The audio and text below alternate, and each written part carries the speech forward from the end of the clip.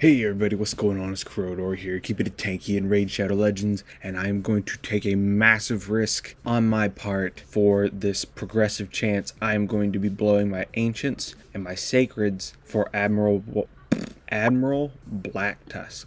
I almost did a nub there and said admirable. Let's take a look at his kit and see what he does. He is the faction unity champion for the dwarves. On the A1, he attacks one enemy, has a 60% chance of placing stun for one turn. This debuff cannot be resisted when this champion is attacking out of their active turn. So other champions ally attack or counter attack, the stun cannot be resisted. His damage scales off of defense and HP, so that is worth noting. On the A2, full cleanse, and then does a full team ally attack on a 3-turn cooldown. This A2 is utterly insane and is already enough for me to want him as is, but he just gets even better.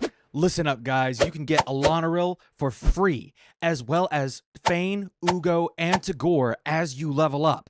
Just click my link in the description. Here's the steps to go about getting yours. Log out of Plarium Play on PC and uninstall. This will not work on mobile unless you are downloading it for the first time. Click the link in the description and register with a brand new email. Launch Raid and complete the tutorial. Go to your inbox and claim your first champ. Don't miss out on your chance to get Elenaril for free, as well as 3 free epics. Just click my link in the description and enjoy this wonderful start to Raid. On the A3, removes all buffs from a target enemy and places a stun debuff on them for 2 turns. Fills his champion's turn meter by 50%. Fills his champion's turn meter by an additional 10% for each buff removed from the target. So that's a 100. That could be flat out an extra turn if he removes 5 buffs.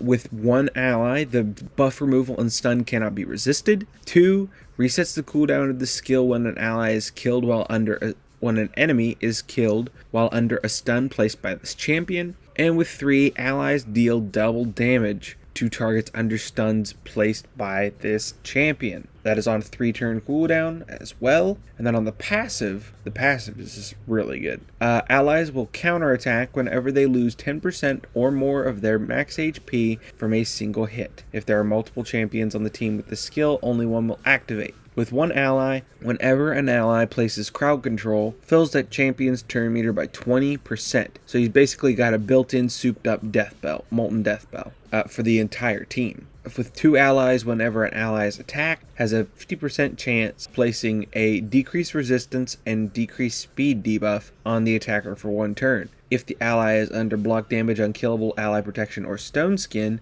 the chance increases to 100%. And then with 3 allies at the start of each round, places a stone skin buff on all allies for 1 turn. If there are multiple champions on the team with this skill, only one will activate. So you could effectively make a dwarf arena team, and you wouldn't have to build your nukers with stone skin because he would give them stone skin if you had a full dwarf team. So we are really trying to get our hands on him today because I think he is one of the better faction unity champions. We got 11 shots, not super likely, but hey, if Felrus can get a newt on his first sacred yesterday, maybe I can get a Blacktusk today. I'm just giving myself some extra chances.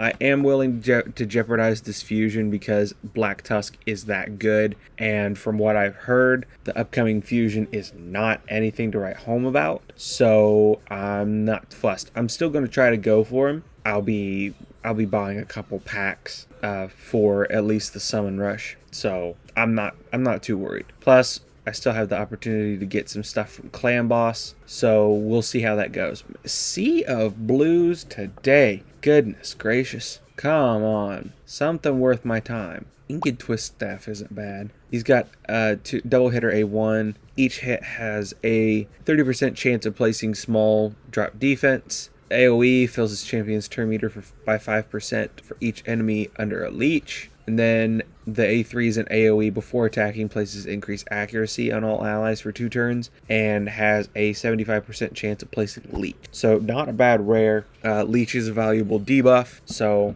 yeah. Oh dear. Okay, there went all of the ancients with nothing to show for it. Now let's see what we can do with the Sacreds, epic, Franox.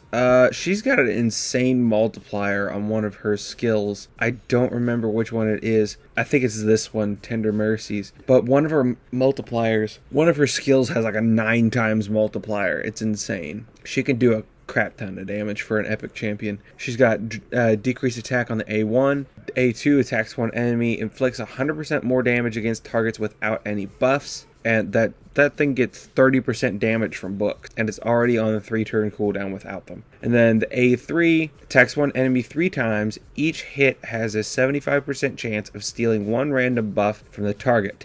Places a block buff debuff for 2 turns if the target has no buffs after this attack. So yeah, all about the buff removal, dealing all kinds of damage, and then just some decreased attack as a nice to have. Not a bad little epic. Might build her out just for fun. See how well I can get her to perform. Another epic, Hotatsu. Hotatsu's a good epic. Not one that I wanted to see since I'm after gold, but not a bad one to see. 60% chance of placing Leech on the A1. AoE decrease attack, 80% chance. And then places increased defense and continuous heals on all allies on a 3-turn cooldown. And removes a random debuff from this champion at the start of each turn. Will prioritize crowd control debuffs that is on a 3-turn cooldown, and then he's got defense in all battles by 25%. He's a good epic. That'll probably make him +4. And then finishing it off with Feargun Isbale. Where's my luck, Plarium? You give a lot of luck to